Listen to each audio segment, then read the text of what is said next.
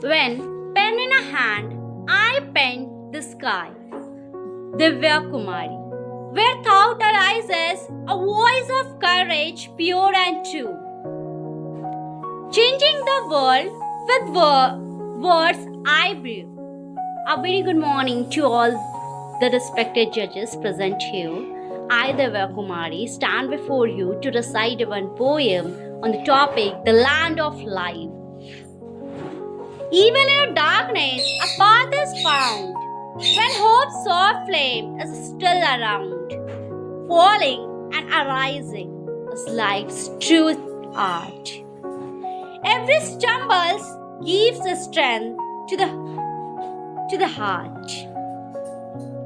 Dreams take flight when faith is near.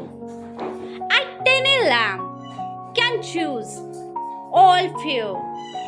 No storm is strong, no light to drop.